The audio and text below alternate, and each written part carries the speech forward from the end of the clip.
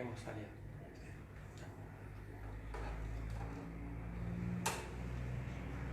Bueno, los medios técnicos nuestros no son los mejores, así que por ahí se corta. Si se corta, nadie se vaya, vamos a intentar rehabilitarnos, ¿no? La idea es más o menos una reunión de 1 hora, ¿sí? De 60 minutos. Si se corta, bueno, resolveremos el problema y lo retomamos. Bien,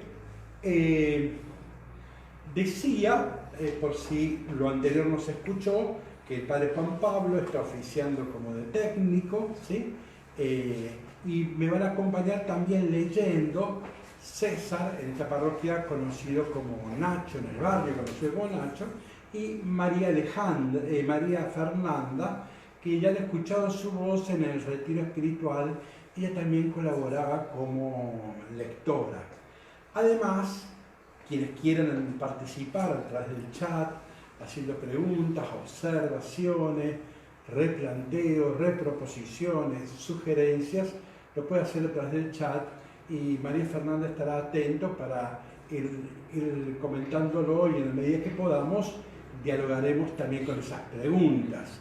Están todos invitados a participar activamente, inteligentemente. Por ahora prescindamos de eso de me gusta, es lindo, saludos a... Lo que sí me interesa es enriquecernos con preguntas, con reflexiones, con sugerencias, con replanteos, ¿sí? Todo eso, bienvenido. Bueno, quería comenzar con la motivación. ¿Por qué se me ocurrió preparar esta reunión, esta charla, ¿sí? Y bueno, creo que tengo como 10 motivos, 10 argumentos para elegir el tema que le hemos puesto como nombre Biblia y coronavirus. Para eso está la imagen ahí. En esta ciudad es donde comenzó todo, más o menos se pronuncia Wuhan, tiene 11 millones de habitantes y acá comenzó todo. Entonces, la idea es esta pandemia, pan en griego significa todo. Si decimos epidemia es una parte, pero cuando uno dice pandemia está diciendo todo. Entonces esta pandemia es el signo más fuerte de que estamos globalizados, ¿sí? Algo que sucedió en un país lejano para nosotros, los sudamericanos, ahora está entre nosotros. Un famoso teórico de la comunicación, McLuhan, hablaba en los años 60 de la aldea global. Somos una aldea global, somos una aldea, pero estamos totalmente globalizados. Bueno, el signo más fuerte de reconocer esta globalización es evidentemente esta pandemia. Fíjense ahí en ese mapa, ¿ven? Cómo se ha ido expandiendo de Wuhan a China, ¿sí? Corea del Sur, Japón, Taiwán, Tailandia, llegó a Estados Unidos, o sea, y llegó a todos lados. Llegó a Córdoba también, ¿no? Entonces, por los medios como el transporte, etc., esto terminó expandiéndose en todo el mundo. Entonces, primera idea es la globalización. Segundo, la pandemia. Se habla casi que la mitad de la humanidad está infectada, casi la mitad de la humanidad. Esto no significa que van a morir, pero estamos afectados. Hoy se habla casi de la mitad de la humanidad. Y se estima que esto va a llegar a afectar el 70% de la humanidad. No que va a morir esa gente, pero sí vamos a pasar por esta experiencia al menos el 70% de la humanidad. O sea, esto es un hecho histórico, nunca sucedió. Siempre hubo epidemias en toda la historia, uno puede buscar en algún estudio y ver que siempre hubo epidemias. Evidentemente que de esta dimensión en el jamás de los jamases, ¿sí? Entonces, primera idea, globalizado. Segundo, la pandemia. Tercero, revelan es una crisis. Esto ha puesto en evidencia lo frágiles que somos. Nosotros que nos creíamos que mandábamos cohetes a la luna, que teníamos bombas imposibles de vencer, un pequeño bichito tiró todo el piso. Nosotros que estábamos atentos a la bolsa, al mercado y al dólar, un bichito paró todo, ¿no? Esto revela lo frágil que somos, ¿no? Una aclaración sobre la palabra crisis, una palabra griega. Crisis significa zarandear. Quien ha visto, quien trabaja en alguna obra, verán que cuando extraen la arena hay que zarandearla para que caiga la verdadera arena y quede lo que es inútil y se lo pueda sacar. Bueno, eso es una crisis. O sea, acá esta crisis va a zarandear y nos va a mostrar qué es lo auténtico, qué es lo inauténtico, qué es lo verdadero, qué no es lo verdadero, qué es lo útil y qué es lo inútil, ¿no? Entonces esto es un golpe muy duro a un mundo que se creía como Narciso, que había llegado, me acuerdo que se escribió el libro, El fin de la historia, ¿no? Como si habíamos llegado al clímax y ahora un bichito nos desnudó en nuestra fragilidad. Cuarta idea, se modificó la agenda. Acuérdense que se discutía en diciembre, si el lenguaje inclusivo, si somos bonaerenses o bonaerensa, todas las discusiones, acuérdense que se hacían, estaban realmente, se dice chiquitaje, en la cosa menor. Esto modificó la agenda. Hemos vuelto a un tema central. ¿Cuál es el tema central? La vida o la muerte. Todos los demás son temas menores. Quinto, invertir en el conocimiento es importantísimo. Este país ha maltratado a los científicos toda la vida y ahora le pedimos milagros. Bueno, acá hay que hacerse cargo, invertir en el conocimiento, en la investigación, en el estudio. Es una cosa de primer orden. Bueno, acá reaparece qué es lo importante, qué no es lo importante. Sexto, la primacía del público. Evidentemente acá el bien común está por encima de los bienes individuales. Acá o nos salvamos todos o no se salva nada. Piense en educación pública, piense en salud pública, etc. Francia, Estados Unidos y muchos lugares de Europa, la gran crisis es que no hay salud pública, y entonces han encontrado bien desfavorecidos. Séptima idea, acá hemos aprendido la necesidad de un Estado serio. Los anarquismos, ¿no? Son una chiquilinada. En los momentos difíciles necesitamos un Estado serio, con decisiones y con políticas serias. Más allá de que sea este gobierno o no, no estoy opinando sobre eso, pero la necesidad de un Estado serio y que tome el asunto como corresponde. Octavo, volvió el tiempo. De pronto sobra tiempo. Hay gente que dice que me aburro. A mí me da una pena cuando alguien dice que me aburro, o sea, usted es un tipo aburrido, se contesta solo, usted se aburre. Es penoso caer en la cuenta que yo soy un tipo aburrido. Eso es tristísimo, ¿no? Entonces, ¿qué es lo que se está mostrando? No hay vida interior.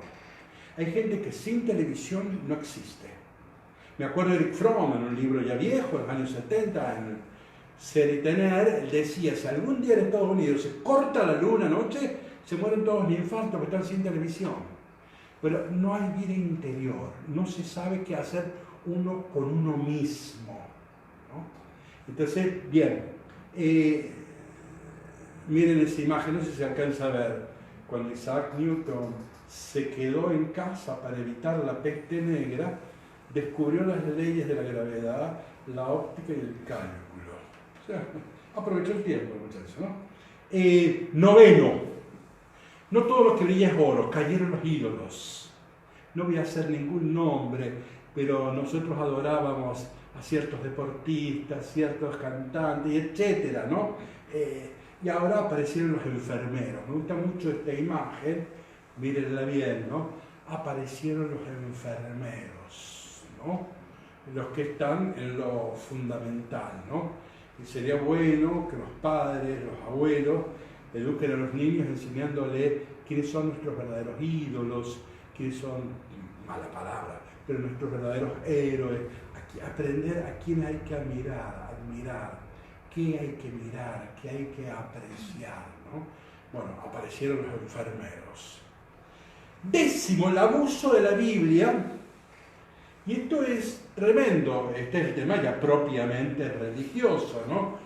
Hemos escuchado que algún religioso de las distintas religiones habla de que el SIDA es un castigo de Dios, que el coronavirus es un castigo de Dios para disciplinarnos, porque somos todos muy amorales. Para disciplinarnos, Dios nos manda de vez en cuando alguna de estas pandemias y así todos entramos en fila. Realmente es terrible este mal uso de la palabra de Dios y mal uso de la Biblia. Yo voy a hacer una expresión que es fuerte, pero con mucho respeto. Miren, ¿qué es más blasfemo? ¿Qué insulta más a Dios? Decir, me caigo en Dios, te ponga la G, ¿no? Pero yo no quiero hacerlo. ¿Qué es más insultante, blasfemo? Decir, me caigo en Dios, o decir, Dios manda el SIDA o el virus para que volvamos a la fe. ¿Cuándo se insulta más a Dios? ¿Cuándo se habla pésimamente de Dios? Entonces, ¿cuándo se agravia a Dios?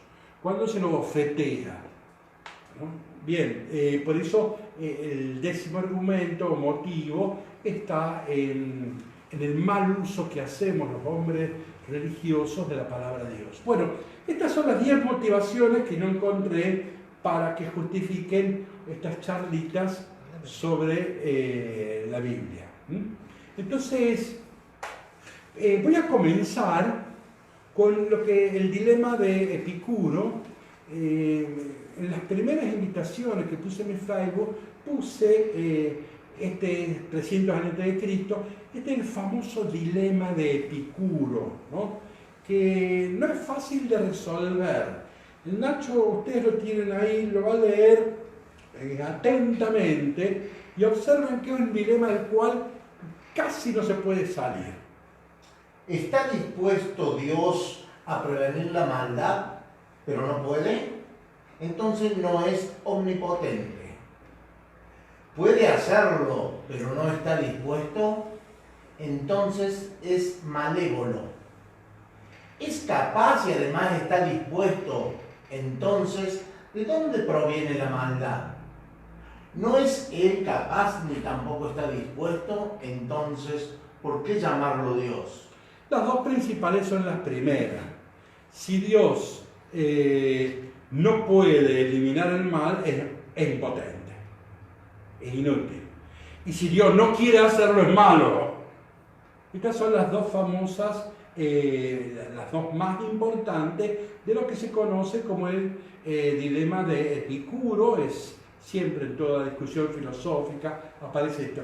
He encontrado en el libro de Viktor Frankl, algunos sabrán que es uno de los grandes psicólogos, el que inicia lo que se llama la logoterapia, estuvo en los campos de concentración nazi, judío, bueno, y cuenta, ahí puse la referencia bibliográfica, un pequeño diálogo que tuvo. Entonces le pido a María Fernanda que lo lea a esto, un pequeño diálogo con su hijita de 6 años. Fíjense qué interesante, ustedes tengan en cuenta el dilema de Epicuro. Miren cómo una piba de 6 años lo plantea. Adelante. ¿Por qué hablamos del buen Dios? A lo que le contesté. Hace unas semanas tenías sarampión y ahora el buen Dios te ha curado. Pero la niña no quedó muy contenta y replicó: muy bien, papá, pero no te olvides de que primero Él me lo envió al sarampión. ¿Por qué decir que Dios es bueno? Y dice, ¿y porque Dios te curó? Dice, sí, pero Dios primero me mandó el sarampión, ¿no? Entonces, ¿puede evitar Dios el mal, no? Si no puede, es un impotente. Si no quiere, es malo.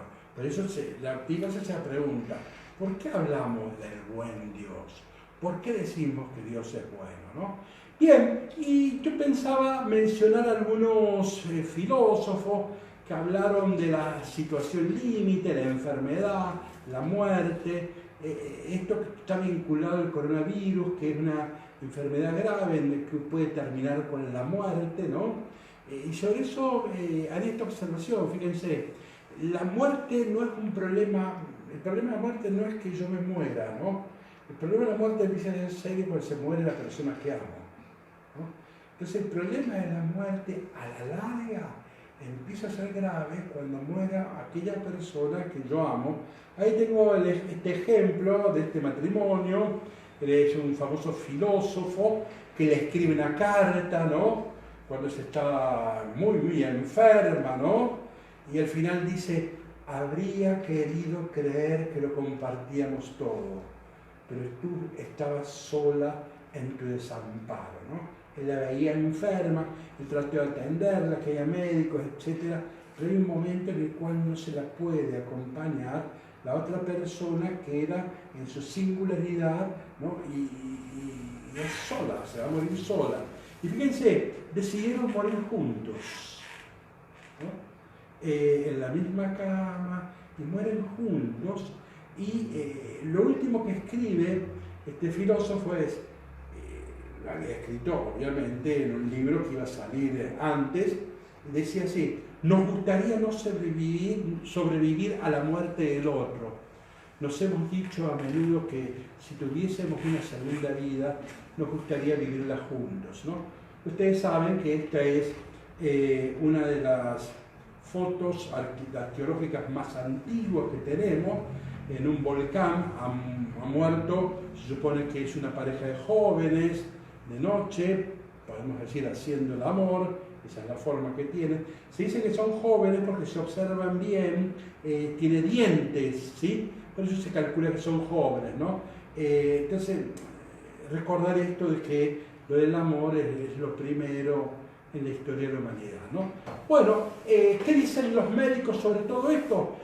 Iván Illich, sacerdote, ya murió, alemán, México, es uno de los grandes en pedagogía y en medicina antropológica, y él dice, bueno, ¿cuál es nuestro problema? Que la medicina actual lo que quiere es matar el dolor, pero no aprendemos a vivir con el sufrimiento. Por eso la medicina actual recurre solo a las drogas para lo que interesa es sacarnos el dolor, ¿no? Este es de la UBA de Buenos Aires, este es un psicólogo social muy importante, donde dice esta idea: antes, las generaciones antiguas, anteriores a nuestras, las generaciones venían más equipadas, tenían más fortaleza, ya sea porque eran deportistas, ya era porque se preparaban para la guerra, porque tenían formación religiosa, tenían formación moral, ascética, entonces sabían gobernarse a sí mismos. Entonces él dice, las generaciones anteriores venían mejor pertrechadas para enfrentar y afrontar el dolor. Hoy en día no tenemos esas fortalezas, esas disciplinas, estamos más frágiles, ¿no? Bien, y Freud, que dice que ¿qué hacemos ante el dolor? Dice, lo pasé rápido, este Freud, en el malestar de la cultura, Freud dice la distracción. Como ante el sufrimiento lo que buscamos es distraernos. ¿Qué es la cultura? ¿Qué es el cine? ¿Qué es el teatro? ¿Qué es la literatura? Buscamos modos de distraernos de esta pobreza que somos, de esta fragilidad que somos, ¿no? Entonces vivimos huyendo de nuestra desnudez esencial, o caemos en los narcóticos, ¿no? Bueno, dejo lo de Freud y quería hacer rápido una presentación de lo que están diciendo hoy los filósofos sobre el tema del coronavirus. Ese es un libro digital que se llama La sopa de Wuhan, y acá aparecen un montón de filósofos y filósofas en donde van opinando. Es una retahíla de artículos que alguien los ha puesto, los ha editado a modo de libro, ¿no? Pero hoy los filósofos, todos estos son europeos, ¿no? Voy a hacer, antes de mencionar una palabrita de cada uno de ellos, voy a hacer un par de observaciones. El coronavirus está produciendo un cambio de época. Esto es parecido a la caída del muro de Berlín. Cambió el mundo. Creíamos que el mundo es así, ahora van a aparecer otros valores. Está apareciendo el individualismo, ¿no? Con el SIDA empezó el miedo al cuerpo, y con el coronavirus también, miedo al otro, ¿no? El otro puede ser una mala suerte, encontrarme con otro. Sartre tenía una frase durísima: el otro es mi infierno. Pero ahora, cuando yo salgo a la calle, el otro es un potencial enemigo, ¿no? Entonces el otro es un peligro. No es una suerte encontrarlo, puede ser una mala suerte. Me gustaría esquivarlo, me gustaría que no esté en la calle, ¿no? Va a aparecer fuerte el individualismo. El valor de la seguridad sobre la libertad, ¿no? Ya voy a poner un ejemplo de eso. ¿No? Preferimos la seguridad, aunque tengamos que postergar algunas libertades de salir a la calle, etcétera, etcétera. Bueno, por supuesto, los pobres son los que más sufren. Lo que estamos sufriendo todos los de clase media, evidentemente quien vive en una villa miseria, donde no tiene agua, donde están hacinados, ni hablar. Esa gente, esos son los verdaderos víctimas de esta situación. Después lo que se llama la psicodeflación, ¿no? Estábamos acelerados. Vino este bichito y ¡pum! Nos para todo, ¿no? Estábamos súper acelerados, la competitividad, el trabajo, que se llama, ahora vino algo, que ahora estamos todos en casa, detenidos, ¿no? Y sin embargo, la mayoría de estos pensadores terminan hablando de la esperanza, ¿no? Y la esperanza está en lo social, ¿no? Vencer el miedo de encerrarse y comunicarse. Entonces, menciono algunos, pero ven el tema de que la libertad sea postergada por la seguridad, ¿no? Este es un italiano, pero fíjense acá el intendente del puerto de Iguazú ha querido cerrar las fronteras con el Brasil, todavía está en juicio eso. Claro, el miedo es que nos vengan otros y nos infecten, ¿ven? Entonces es más importante la seguridad que la libertad. ¿Se puede cerrar las rutas? Miren, este es el presidente filipino, ordenó fusilar a los que no cumplan la cuarentena. Tomamos, ¿no? Esto es el gobernador de San Luis, que prohibió el reparto de los diarios nacionales, porque tiene miedo que eso traiga los bichos. Está demostrado que el papel no es transmisor. Esta es una noticia de hoy, esta mañana la estuve, mejor dicho, ayer la estuve levantando, ¿no? Bueno, esta es una morada religiosa que seguramente la han visto en cualquier lugar. Yo en el Facebook la puse la semana pasada, ¿sí? Bueno, este otro filósofo francés, ¿no? Es italiano, Espósito, dice: hay una politización de la medicina que se busca control social. Miren, esta es una discusión de esta mañana. Ayer el gobernador de Jujuy, creo que Morales, ¿no? Dijo que a las casas las iban a marcar para que todos sepamos quién está infectado o no y lo evitemos. Hoy en la mañana, en un programa periodístico muy importante del país, él habló, discutió un buen rato, dijo que lo sacaron de contexto, que lo dijo pero que no lo dijo, que no lo entendieron, pero esa aclaración la hizo hoy en la mañana. Hasta ayer, hasta anoche, iban a poner marcas en las puertas. O sea, el miedo a la libertad, el tema de la seguridad, es una cosa, fíjense, jamás el gobernador pensó lo que yo iba a decir, pero esto es marcar de una forma, una segregación social gravísima, ¿no? No lo pensó así el gobernador, pero estas son las impresiones que dejan esto, ¿no? Capitaliza en el Chaco, habló con las empresas de celulares para controlar cómo se mueve la gente. Nosotros podemos saber si vos a las 5 de la tarde estás en tu casa o estás en donde no debías estar. Bueno, ¿ven? Son todas cosas que estos gobernadores no son personas malas, no tienen mala intención. Se saben responsables de la comunidad y por eso buscan estas estrategias. No tenemos que presumir malas personas. Pero claro, uno empieza a ver todo esto. Entonces, ¿qué dicen los filósofos? Cuidado, hay nuevos totalitarismos, hay nuevas dictaduras que a la larga están presionando sobre la libertad, ¿no? Y yo no digo nada sobre estos gobernadores, pero yo digo, esas son las impresiones. Uno escucha toda esta noticia de golpe y dice, bueno, ¿qué está pasando algo? Acá la seguridad puede terminar anulando la libertad. Aunque necesitamos de seguridad. ¿Quieres decir algo, Nacho? Claro, por ahí no son malos de maldad, pero sí, son malos de calidad. Por ahí no sean eficientes, por ahí no sean idóneos. Bueno, es una discusión muy difícil. En el Chaco convengamos que uno de los primeros lugares que se dio coronavirus, fue una cosa, el lugar más duro, por ahí empezó la cosa, pero bueno, ciertamente uno discute si son eficientes o no. Bueno, está también otra humorada que habrán visto en el Facebook, el domingo de Pascua, ¿no? Este es un esloveno y dicen, mire, la única salida es reinventar el comunismo, basarnos en la confianza en las personas y en la ciencia, ¿no? Él entiende eso. Este es un surcoreano, es un intelectual famosísimo, de obras muy importantes, ¿no?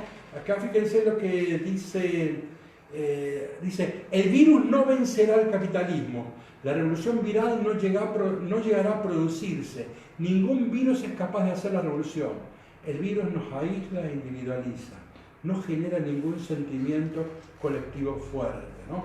Entonces, porque hay algunos que dicen, bueno, el virus nos trae cierto bien, que nos serena, nos reubica, y él dice, no, los virus no hacen las revoluciones, sino la esperanza, la solidaridad, ¿no? Un historiador judío, miren qué interesante, esto va redondeando, va resumiendo la idea de los pensadores hoy, ¿no? Dice, hay dos grandes opciones, observen. El primero es entre la vigilancia totalitaria y el empoderamiento ciudadano, ¿no? Vigilancia o libertad. El segundo es entre el aislamiento nacionalista, cerramos la frontera, o la solidaridad global. Es interesante cómo sitúa la problemática. Bueno, Noam Chomsky dice que el neoliberalismo ha vaciado los hospitales, los médicos, ¿sí? Esta es una filósofa judía que hace una denuncia, dice que Trump anda queriendo comprar, los alemanes estarían produciendo la primera vacuna contra el coronavirus y que Trump ya está ofreciendo dinero para comprarlo, pero lo que denuncia esta mujer es que para Trump esta vacuna sería para los estadounidenses, no para la humanidad, lo cual sería una cosa terrible, ¿no? Esta es una filósofa. Hay tres filósofos, esto es Córdoba Va, el grupo, y es el primer long play de Córdoba Va, postdata, era de mi época, y hay tres filósofos cordobeses que han dicho esto, han escrito artículos. Yo solo saco una idea, ¿no? Los tres son doctores en filosofía, ¿no? Dos mujeres y un varón. Yo saco una sola idea nomás, ¿no? Dice, los atomistas de lo social, o sea, los que achican, los que individualizan, los que encierran, los atomistas de lo social no son capaces de reflexionar sobre el individualismo, sino aquellas que lo que necesitamos es gente que comprenda al hombre como un ser solidario. El filósofo cordobés Fonti dice, miren qué interesante, hemos visto los límites que tiene cierta noción de autonomía, por ejemplo, tomar decisiones sobre el propio cuerpo, cuando no la pensamos desde la idea integral de justicia, cuando la libertad se concibe en clave de posesiones privadas y las decisiones se entienden solo en vista de las consecuencias sobre sí. Bueno, una llamada de atención. Y también una filósofa cordobesa que dice, miren, el virus no interrumpe la vida cotidiana y sus violencias, sino que la continúa e intensifica. Y dice, en realidad el individuo es transindividual, lo que importa es lo que sucede entre nosotros, lo que importa es el cuidado común. Bueno, entonces, bien, hasta acá, ¿qué quise hacer? Bueno, presentar por dónde, qué es lo que están diciendo hoy los pensadores, los filósofos. Entonces, si no tenemos ninguna observación para comentar, bien, si se está escuchando, bueno, primero, ¿cómo? Que se escucha bajito. Que se escucha bajito, ¿sí? O sea, poco volumen, ¿no? No que me ponga de pie. No, no. Bueno, entonces, bien, vamos a tratar de hablar más alto. Primera parte era presentar más o menos qué dicen los pensadores hoy en día, ¿sí? Sobre el problema del coronavirus. Ahora quiero entrar y propongo analizar dos pasajes bíblicos, ¿sí? Famosos, porque el problema que planteó Epicuro es si Dios quiere el mal o no quiere el mal, si Dios permite el mal o no lo permite, si lo evita o no lo evita, Dios manda castigos. Bueno, hay pasajes famosos en la Biblia, otros trabajaremos la semana que viene, pero uno famosísimo es el que conocemos los cristianos como el sacrificio de Isaac. Digo los cristianos porque los judíos le llaman sacrificio de Isaac, le llaman la atadura. Ahora no nos interesa, pero los cristianos conocemos este pasaje. Todo el que ha leído la Biblia o ha tenido en Biblia en la casa y ha visto los dibujitos, se ha encontrado con este texto o lo ha escuchado en la catequesis o se lee el sábado de gloria, ¿sí? Entonces lo vamos a leer. Es un texto difícil. Mucha gente, en las sinagogas judías por mucho tiempo no se leía la liturgia porque se daban cuenta los rabinos que la gente se alejaba de las iglesias, de las sinagogas. Entonces yo he conocido parroquias en donde intencionalmente se decía, este pasaje nunca se lee. O sea que son pasajes de no fácil interpretación. Y el problema de los estudios bíblicos empieza con este pasaje. Cuando Kant se da cuenta que acá es un filósofo, un intelectual, Immanuel Kant, cuando Kant se da cuenta que acá hay un problema serio, acá empiezan con fuerza los estudios bíblicos modernos, ¿no? Así que este es un pasaje que merece, quien habla de Biblia y coronavirus, este es uno de los pasajes que merece ser bien leído. Por favor. Después de estas cosas sucedió que el Jorim tentó a Abraham y le dijo, Abraham, Abraham. Él respondió, heme aquí. Le dijo, toma a tu hijo, a tu único, al que amas, a Isaac, vete al país de Moria y ofrécele allí en holocausto en uno de los montes, el que yo te diga. Se levantó Abraham de madrugada, apareció su asno y tomó consigo a 2 mozos y a su hijo Isaac. Partió la leña del holocausto y se puso en marcha hacia el lugar que le había dicho el Jorim. Al tercer día levantó Abraham los ojos y vio el lugar desde lejos. Entonces dijo Abraham a sus mozos, quédense aquí con el asno. Yo y el muchacho iremos hasta allí, haremos adoración y volveremos donde ustedes. Fíjense el lugar de Moria que mencionaba, fíjense en Jerusalén hay 7 montes, no sé si lo ubican, el tercero, ¿sí? O sea que está en Jerusalén, ¿sí? Ahí tienen el monte ustedes conocen el monte Sión, el monte de los Olivos, bueno, ahí está el monte de Moria, ¿no? Ahí se hizo el famoso templo, la cúpula de la roca, bueno, es el lugar de Moria. Seguimos la lectura. Tomó Abraham la leña del holocausto, la cargó sobre su hijo Isaac, tomó en su mano el fuego y el cuchillo, y se fueron los dos juntos. Dijo Isaac a su padre Abraham, Padre, respondió, ¿qué hay, hijo? Aquí está el fuego y la leña, pero ¿dónde está el cordero para el holocausto? Dijo Abraham, Elohim proveerá el cordero para el holocausto, hijo mío.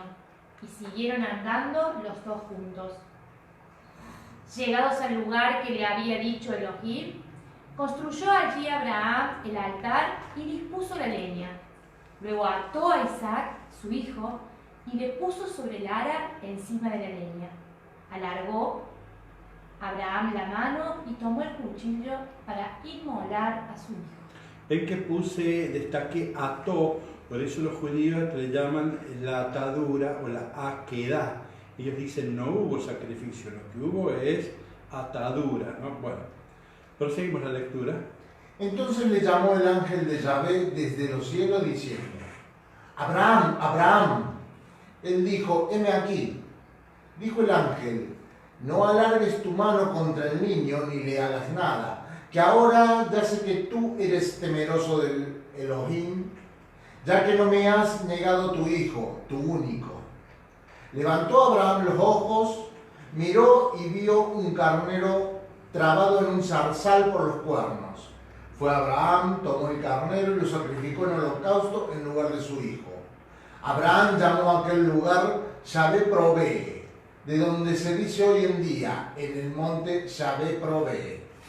Bien, este relato fue tan duro, cuentan leyendas rabínicas, esto no es palabra de Dios, dicen que cuando Sara se enteró lo que sucedió, pegó 7 gritos y se murió. Pero en la Biblia, hay que leer el texto, cuando se habla de Isaac, se habla, el Dios de Isaac, ¿cómo se habla del Dios de Isaac? El terror de Isaac. Ciertamente que este es un Dios terrorífico, ¿no? Fíjense, grandes intelectuales, no lo voy a leer todo, abandonaron la fe cuando leyeron o escucharon la historia de Abraham, ¿no? Entonces, estos los voy a omitir ahí los comentarios, ¿no? Pero muchas personas que cuentan que cuando vieron y veían las Biblias con las historias sagradas, con esos dibujos, y aparece Abraham con el cuchillo, claro, la gente se espantaba. Una abuela cuenta que tenía la costumbre de regalar una Biblia infantil a sus hijas cuando hacían la primera comunión y continuó con sus nietas.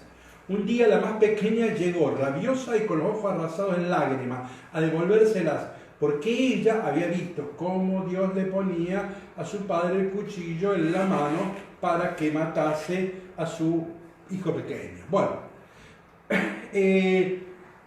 perfecto. Uno de los más grandes biblistas cristianos del siglo pasado, casi todos los curas que ustedes conocen, hemos estudiado con sus libros, Gerald von Rath, es un libro, un comentario del Génesis. Cuando comenta este pasaje dice, Abraham es modelo de obediencia. Le pidieron cualquiera y el hombre no se inmutó y obedeció. Y tenemos la obediencia como una virtud. La pregunta es esta, ¿hizo bien Abraham? Acá tenía que ser obediente, ¿no? Bien.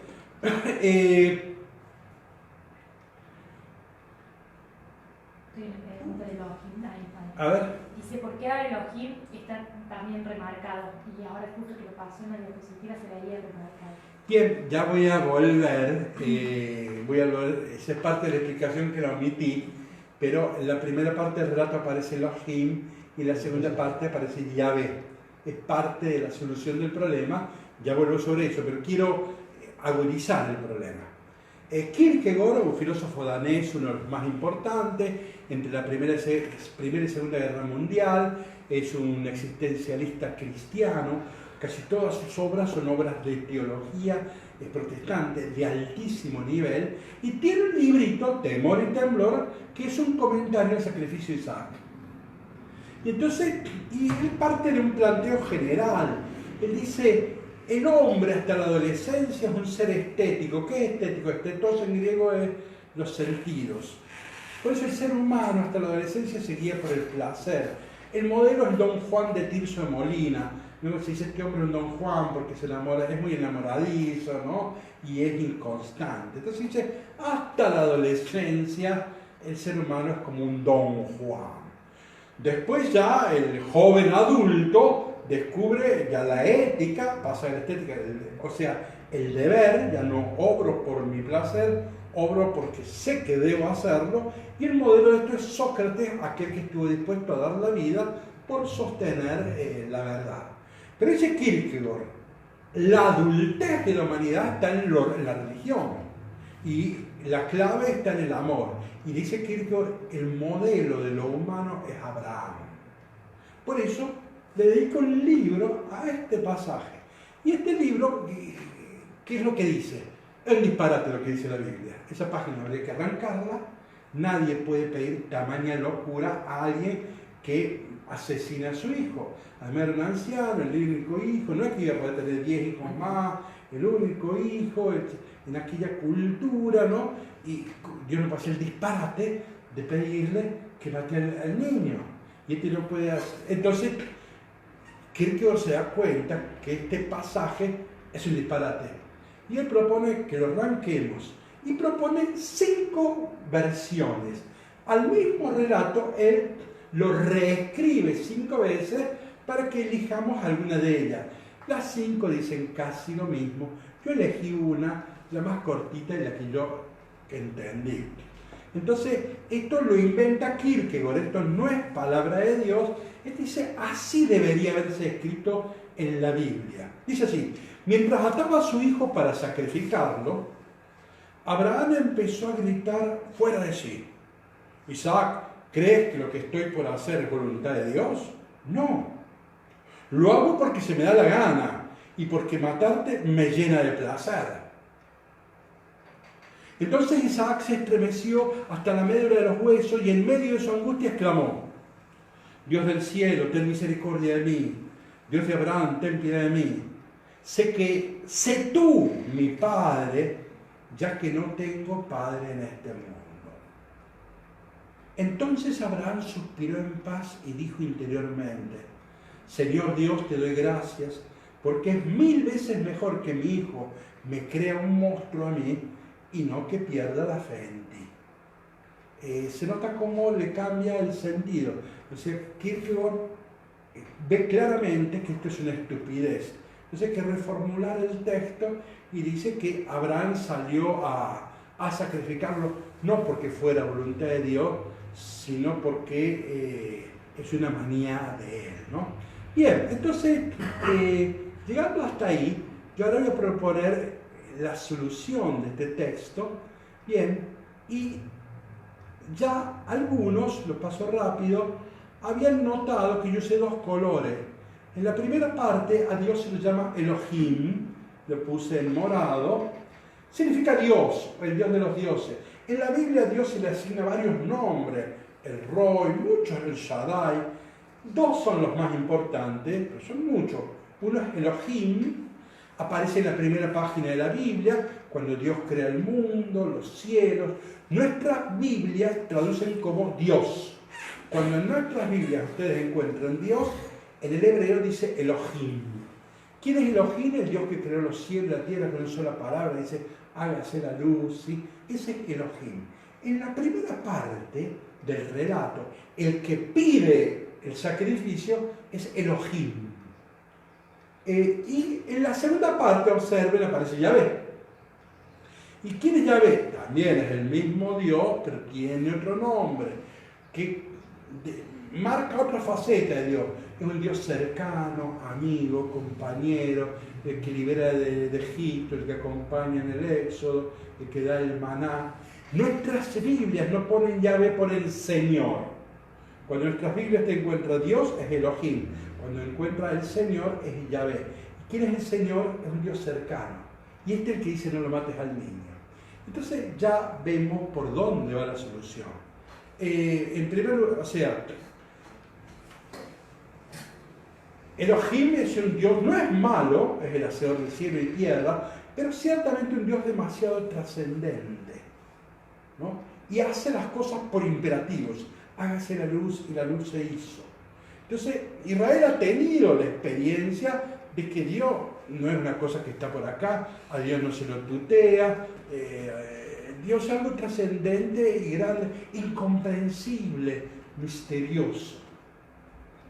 Pero después Israel tiene otra experiencia de Dios a partir del Éxodo, que es un Dios que acompaña. Dice, rico en clemencia y en misericordia, ¿no? Tardo para la hora. Es el Dios de la misericordia. Este es Yahvé. Entonces el texto hasta acá es claro.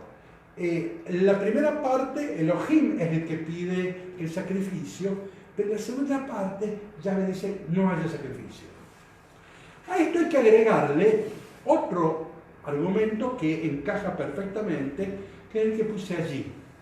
Los rabinos tienen criterios de análisis, criterios de interpretación de los textos bíblicos, tienen 10 criterios, este es uno de ellos. ¿Cuál es este criterio? Cuando un pasaje tiene 2 partes, la clave está en la segunda. A ver, ejemplo para nosotros conocemos de memoria, la parábola del hijo pródigo.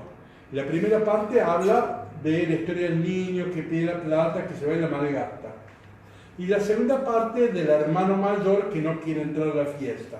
Bueno, esa parábola, cuando uno la estudia, debe saber que la clave del relato no está en el que el chico se va con el dinero y abandona la clase. El acento del relato estaba puesto en el hermano mayor. Bueno, acá tenemos un relato con dos partes.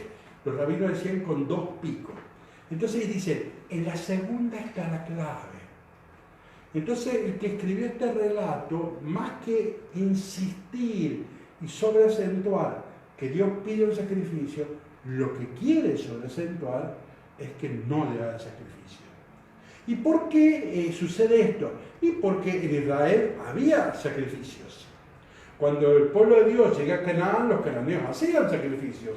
Entonces, y los israelitas, Jefté sacrificó a su hija, Salomón a otro, o sea que se hacían sacrificios.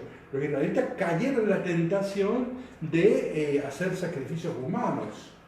Entonces, este relato se escribe ¿para qué? Para detener los sacrificios humanos. Y lo reemplazaron por un cabrito. Un cabrito sigue siendo un sacrificio, pero bueno, ciertamente que ha evolucionado la moral de la humanidad reemplazar el sacrificio de un niño por el de un cabrito, ¿no? Entonces, y esto es una experiencia que se lo pone como experiencia a Abraham, porque Abraham es el padre de nuestra fe. Por lo tanto, para todo israelita, si Abraham aprendió que no hay que sacrificar niños, queda como ley en Israel, no podemos sacrificar niños. Entonces este pasaje, lejos de justificar o pensar que los seres humanos, que Dios pide castigo, pide esto tan brutal de sacrificar a un niño, cuando uno lo estudia bien, no es así. Voy a pasar a otro momento de la Biblia, dejo eso, será para la semana que viene, y voy a retomar lo del dilema de Epicuro, ¿no? Pero desde una perspectiva más bíblica.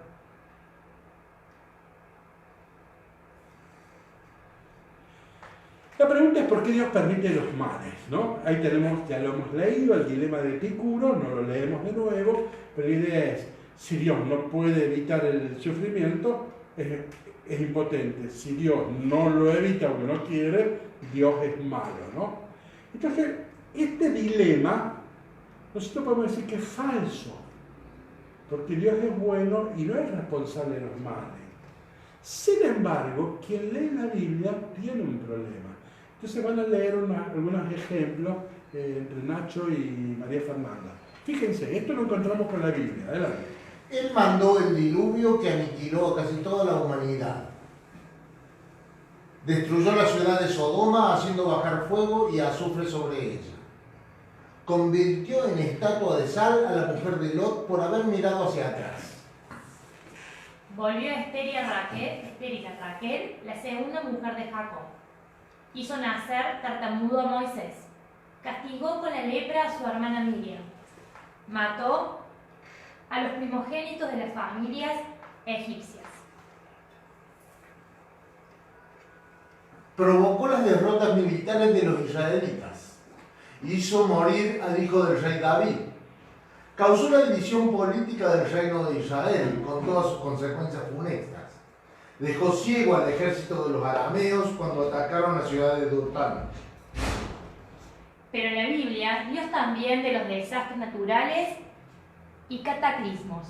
Así fue Yahvé quien envió una invasión de serpientes venenosas para que mordieran a los israelitas cuando estaban en el desierto, quien produjo un terremoto para que acabara con todos los que se habían sublevado contra Moisés, quien mandó una peste sobre Israel en la que murieron 70.000 personas, y quien provocó una sequía de 3 años en todo el país.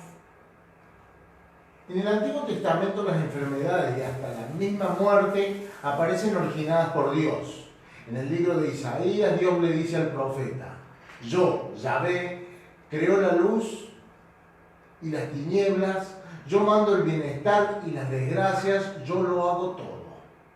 En el libro de Oseas, Dios nos lastimó y Él nos curará. Dios nos ha herido y Él nos vendará. Por eso el pobre salmista se siente con derecho a reclamar al Señor. Desde mi infancia vivo enfermo y soy un infeliz. He soportado cosas terribles de tu parte y ya no puedo más. Me has mostrado tu enojo y tus castigos me han destruido. Entonces, ¿cuál es el problema acá? Fíjense, voy a hacer una afirmación que parece un chiste, pero si usted lee la Biblia, se da cuenta que, claro, Dios es el autor de todos los males, todas las guerras. El diablo no inventa ninguna guerra en la Biblia. El diablo no manda males en la Biblia. Entonces, el único que manda males es Dios. Una cosa tremenda, increíble. El día que usted lea la Biblia, se da cuenta que, ¿por qué es así? Bueno, sucede que cuando se escribe la Biblia, los conocimientos científicos eran menores respecto a los que tenemos hoy. Entonces, existía lo que se llamaba monocausal. Dios es la causa de todo, de lo bueno y de lo malo. Si llueve es causa de Dios, si hay sequía es causa de Dios, si las cosas vienen bien, o sea que Dios es la causa de todo, en las cosas naturales, en la vida sobrenatural, Dios es el causante de todo. Hoy distinguimos entre causa primera, que es Dios que causó el mundo, y causas segundas. Si llueve no es una decisión de Dios, si hay sequía no es una decisión de Dios. Entonces existen causas naturales, leyes naturales, y esos son los que generan las sequías, etc. Bueno, pero eso en el Antiguo Testamento eso no estaba. Por eso aparece Dios como autor de todo, de lo bueno y de lo malo. Esa precisión que hoy hacemos gracias a la filosofía, eso no se hace en el Antiguo Testamento. En el Nuevo Testamento con Jesús pasa lo mismo. Además, Jesús no vino a enseñar ciencias. Entonces Jesús vino a hablar del amor de Dios. Y el tema de Jesús es el amor de Dios. ¿Y cómo hizo cuál es la tesis de Jesús? Dios no manda males a nadie. A nadie, a los pecadores tampoco. A nadie. Y para poner esto en evidencia, salió a curar a todo el mundo. Lo que más vemos en el Evangelio es que Jesús está curando toda persona. Entonces, si fuera la enfermedad voluntad de Dios, Jesús no hubiera curado ninguno. Y sin embargo, usted lee los evangelios, se la pasa curando todo, al leproso, al que se le ocurre. Y si alguien muere, no le dice, bueno, señora, quédese tranquilo, el chico murió. Si puede, lo resucita. Tenemos el caso de la viuda de Naín, ¿no? Una vez, cuando había un ciego de nacimiento, le dicen a Jesús, le preguntan en Juan capítulo 9, ¿él ha pecado o sus padres? Y Jesús dice, no, ni él ni sus padres, la enfermedad no es un castigo de Dios, ¿no? Después también aparecen los Hechos de los Apóstoles que le cuentan a Jesús que se cayó una torre en un barrio de Jerusalén y murieron aplastados 18 personas. Entonces le preguntaron si eso era un castigo de Dios. Dicen, no es castigo de Dios. Sí existen los accidentes, por lo tanto, ustedes estén preparados para encontrarse con Dios bien. O sea que, fíjense, esta frase me parece que es muy importante. Jesús no explicó de dónde vienen las desgracias. Eso tienen que hacer los científicos. Jesús no explicó de dónde vienen las desgracias, pero sí explicó de dónde no vienen, de Dios. No aclaró quién las provoca. Eso le tengo que preguntar a los científicos. No aclaró quién las provoca, pero sí contó quién no las provoca, que es Dios. Entonces, un ejemplo interesante, porque por ahora hay mucha gente que dice, bueno, Dios no manda los males, pero los permite. Acá hay un pasaje muy interesante y lamentablemente mal interpretado, Mateo 10:28, que dice así en su Biblia. Si te va a ver la Biblia, dice así: ni un pajarito cae por tierra sin que lo permita el Padre que está en los cielos. ¿Ven que parece que lo permite? Parece que el Padre lo permite. Entonces, claro, si alguien tiene un accidente, parece que Dios lo ha permitido, ¿no? Parece que hay un consentimiento de Dios. Hoy lo que sabemos es que hay una mala traducción, que en el griego no sale esa frase. En griego dice así: ni un pajarito cae por tierra sin el Padre. no aparece eso de sin que lo permita, ¿no? Entonces el mensaje es muy interesante. No es que Dios permite, no permite. Lo que quiere decir Mateo es esto. El pajarito no cae sin Dios, o sea, no cae solo. Dios cae con él y sufre con él. Dios está con el que sufre, pero no es que permite el sufrimiento, ¿no? Bueno, fíjense, ahora le voy a pedir a Nacho y María Fernanda que lean unos ejemplos. Quien se dedique a la pastoral tiene que aprender a hablar, por eso le puse este número, alfabetización pastoral. Aprenda a hablar. Si usted quiere visitar enfermos, quiere ir a los velorios, aprenda, porque hablamos mal de Dios. Hay un mandamiento que dice, no tomar el santo nombre de Dios en vano, o sea, no hablar mal de Dios, no decir disparate. Fíjense, pongo algunos disparates, ¿sí? Adelante. Visitan a un enfermo y dicen, tienes que aceptar lo que Dios dispuso, como si Dios hubiera decidido que se enfermara. En un velatorio van a consolar. Hay que aceptar la voluntad de Dios. ¿Cómo va a ser voluntad de Dios que alguien se muera? Dios es un Dios de vida y no de muerte, decía Jesús. Dios manda la vida, no la quita. Para justificarlo, Dios hace sufrir a los que aman, a los que ama. Si nos ama, ¿por qué nos hace sufrir? Otros explican. Dios aprieta pero no ahorca. ¿Para qué quiere Dios apretar pudiendo obrar con amor y ternura? Bueno, ven, hablamos muy mal de Dios. La gente cuando nos escuchan hablar así, se espantan, ¿no? Entonces, una vez, yo tengo 6 preinfartos y 2 infartos, una vez donde tuve una experiencia gravísima, gravísima, alguien con muy buena onda, ¿no? Se me arrima y me dice, ¿cuánto te quiere Dios? Porque Dios lo que quiere les manda a prueba, ¿no? Vos sos un amado de Dios. Bueno, yo no dije nada, pero ciertamente hablamos pésimamente de Dios, ¿no? Volvemos a Epicuro entonces. ¿Cuál era el problema de Epicuro? Si Dios no evita el mal es porque no puede o porque no quiere. Bien, el problema, esto es falso. ¿Por qué Dios no es que no lo evita o que no puede o no quiere? Sencillamente porque es imposible que el mal exista, no exista. Entonces, Dios no puede evitar que haya mal, no porque es impotente. Y Dios no es que quiere evitar el mal y sería malo. No, es que el mal existe y es imposible que no exista. A ver, yo soy creador o criatura. Criatura. Yo soy un ser infinito o un ser finito. Finito. Yo soy un ser perfecto o un ser imperfecto. Entonces, como somos finitos, somos limitados, por eso es que nos morimos a cierta edad, o salvo un accidente, nos morimos, nos enfermamos. Si Dios hubiera podido hacer un mundo perfecto, eso ya no sería el mundo, sería Dios. Y Dios no puede hacer otro Dios. Si Dios hizo el mundo es finito, es limitado, y entonces existen naturalmente los males físicos, los males morales, sencillamente porque Dios no podía hacer un mundo perfecto. Dios no podía hacerse de nuevo a sí mismo. Dios quería hacer algo distinto. No un creador, sino una criatura.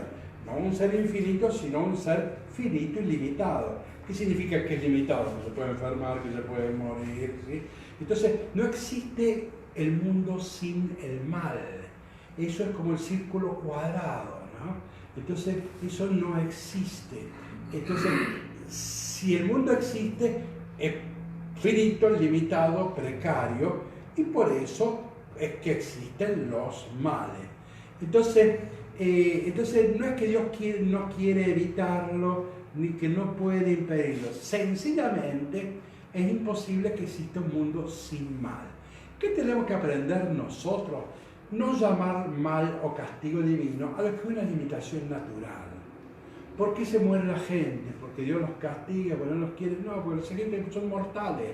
¿Por qué usted le vino el cáncer? ¿Por qué se infartó? Porque usted es enfermable. sencillamente por eso.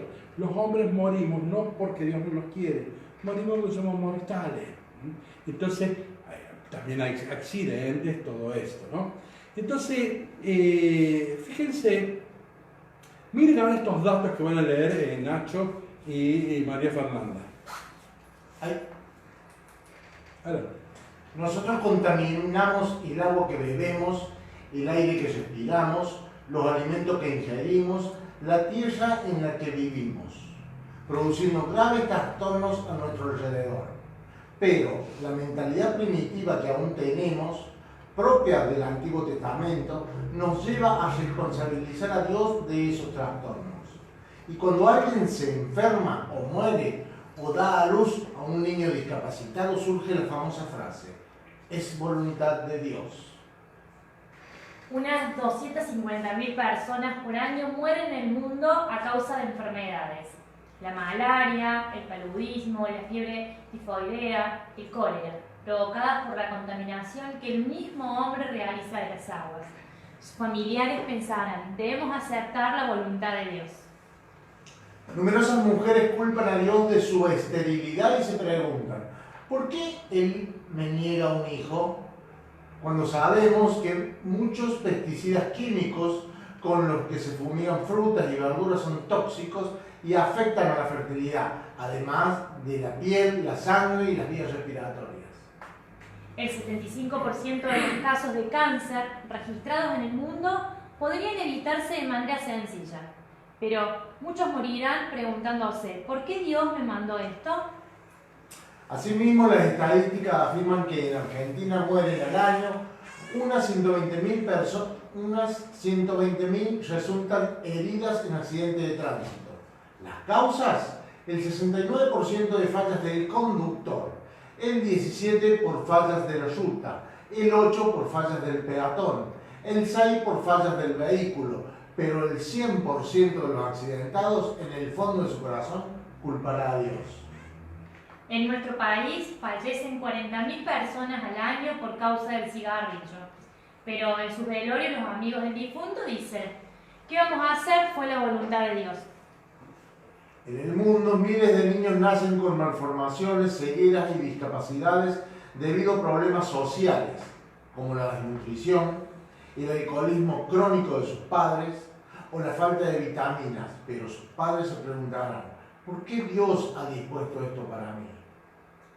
La tierra produce un 10% más de alimentos de los que necesita, pero el egoísmo de los países ricos, la negligencia y los intereses mezquinos de algunos gobiernos hacen que unos 500 millones de personas sufran hambre. No faltarán los que dirán: ¿cómo es posible creer en Dios cuando tanta gente muere de hambre? Las grandes inundaciones que aparentan ser fenómenos caprichosos e incontrolables, los mismos terremotos, los huracanes y ciclones, que ocasionan pérdidas millonarias y se cobran miles de víctimas humanas, se generan por la irresponsable actitud del hombre hacia la naturaleza. Entre los grandes logros de la humanidad figura el haber eliminado la enfermedad de la viruela y la poliomielitis. Prácticamente ha desaparecido. ¿Cuántas otras dolencias podrían suprimirse si en vez de gastar dinero en armas, bombas y guerras, los empleáramos en investigar? ¿Sigue siendo Dios el responsable de las enfermedades y muertes que vemos a diario? Entonces, le entregamos a Dios aquello que muchas veces es responsabilidad nuestra. Se está haciendo la hora, quiero ir terminando con un poema que ya todos, gracias a Dios, lo conocen, está muy divulgado, ¿no? Miren qué bueno es este dibujo, ¿no? Un poderoso desinfectante, poesía, ¿no? Ya está muy divulgado, pero es el momento de verlo. A ver, vamos redondeando. En la primera parte traté de mostrar lo que dicen los filósofos hoy sobre el coronavirus, como para situarnos en lo que está sucediendo. Y en un segundo momento me metí más en la Biblia, fundamentalmente en el análisis del relato del sacrificio de Isaac y después este paseo por la Biblia mostrando claramente que Dios no ama, no quiere el dolor, ¿no? No ama el dolor, no quiere sufrir, no se goza sufriendo, ver sufrir a alguien. Dios no es un canalla, no es un crápula que se entretiene mandándole el cáncer a alguien, ¿sí? Eso es un tarado, es un loco. No estamos en manos de un loco. Este Dios, dice Jesús, es Padre, es bueno, es misericordia. Por eso Dios no puede ser el autor de los males. Bueno, hay un poema muy divulgado, vamos a terminar. Después voy a escuchar 2 o 3 preguntas, pero mientras María Fernanda busca las preguntas u observaciones, leeré este poema que está muy divulgado, ¿no? Y que es muy útil y muy bueno para este tiempo de cuarentena. Se llama "Y la gente se quedó en casa". Y la gente se quedó en casa y leía libros y escuchaba y descansaba y hacía ejercicio y creaba arte y jugaba. Y aprendía nuevas formas de ser, de estar quieto. Y se detenía y escuchaba más profundamente. Algunos meditaban, algunos rezaban, algunos bailaban, algunos hallaron sus sombras. Y la gente empezó a pensar de forma diferente. Y la gente sanó. Y en ausencia de personas que viven en la ignorancia y el peligro, sin sentir, sin razón, la tierra comenzó a sanar. Y cuando pasó el peligro y la gente se unió de nuevo, lamentaron sus pérdidas, tomaron nuevas decisiones, soñaron nuevos sueños, crearon nuevas formas de vivir, curaron la tierra por completo, tal y como ellos habían sido curados. Bien, ¿tenemos alguna apreciación? Vamos a escucharla. 2 preguntas. Sami Salomé redondea diciendo: es difícil de entender, porque si Dios no puede hacer otro Dios, no sería todopoderoso. Y si Dios nos creó imperfectos, sabía que creaba seres en el que el mal iba a existir. Entonces, indirectamente creó el mal al crearnos. Dios no crea, ve la palabra mal, tiene mucho que ver con malicia. Dios crea una criatura, o sea, la palabra crear significa criatura, ¿no es así? Dios de Dios no sale otro Dios, no hay una emanación de otro Dios, no hay 2 dioses, uno de los 2 no es Dios. Ya cuando usamos la palabra criatura estamos hablando de un ser limitado, ¿no? Y bueno, si el mundo, si el ser humano es un ser limitado, ¿por qué es limitado? Es que se puede enfermar, etcétera, etcétera. Porque todo el mundo, todo el cosmos es una creación, se pueden producir todos los ciclones y desgracias que nosotros vemos. Ahora el error está en ligárselo a Dios, como que Dios fuera el autor de los males. Yo decía en un momento que en el mundo moderno aprendimos a distinguir entre la causa primera, es que es Dios crea el mundo, de las causas segundas. Cuando llueve no es porque Dios manda la lluvia, ¿no? Entonces el cosmos ya tiene una dinámica propia, ¿no? Entonces no, Dios no es jamás el autor del mal. Sí, de un mundo que no puede ser sino finito, limitado y criatural. Eso sí. Bueno, Eduardo Cusinelli dice: salvo las explicaciones a la manera de Taylor de Chardin, diría que el proyecto de Dios viene fallado de fábrica. Claro, o sea, por eso volvemos. ¿Qué es una falla? Es la ausencia de un bien debido, pero en la creación, vuelvo a insistir, es criatura, es finitud, es limitación. Ahora, si Dios no hubiera prometido un mundo perfecto, ahí sí está fallado, ¿no? Pero no, es propio de la creación la limitación, hay que hacerse cargo de eso, sí. Bueno, y acá como última, que después podríamos profundizar usted, Eudaimon Athanatos, y sería oportuno volver al concepto de autonomía de las realidades. Perfecto, sí. Ustedes saben que omití ese texto en el Concilio Vaticano II, en uno de los documentos que se llama la Gaudium Spes, en el número 36, lo omití, no lo quise leer, lo tenía todo transcripto. La Iglesia habla de la autonomía de las realidades creadas, ¿no? Dios no es una cosa en el mundo. Dios no es la energía, no es el sol, no es la luna, no es un objeto más entre los objetos. Entonces, todo el cosmos, toda la realidad tiene autonomía. Dios es el creador del mundo y el sentido del mundo, pero no interviene en las leyes del mundo. Con el Big Bang empieza el universo, ¿sí? Bueno, Dios no juntó los neutrones, los protones, no. Esa es una dinámica libre que tiene la creación.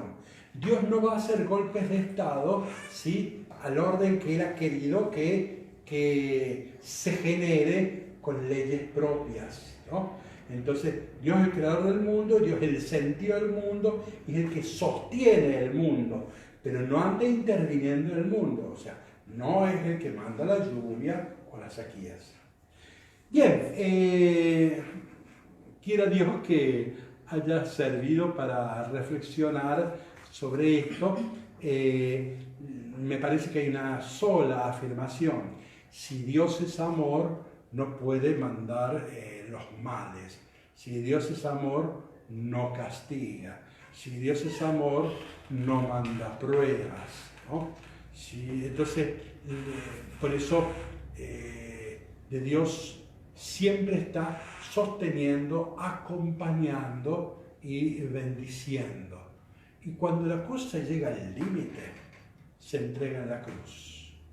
Y entonces la cruz es la memoria, es la última respuesta de que Dios lo hace todo por nosotros, ¿sí? Llegó a amarnos hasta el extremo, hasta el fin. Bueno, terminamos esta tarde, si Dios quiere, el miércoles que viene a la misma hora haremos otra reflexión sobre esto. Hoy traté de mencionar a los filósofos, la semana que viene haré mención de algunas obras de la literatura, ¿sí? Y por supuesto concentrarme en la Biblia. Y bueno, entonces que tengan una buena semana y que el Señor nos bendiga a todos. El Señor esté con ustedes. Amén, contigo. Que descienda la bendición de Dios Todopoderoso, Padre, Hijo y Espíritu Santo. Amén. Buena semana para todos.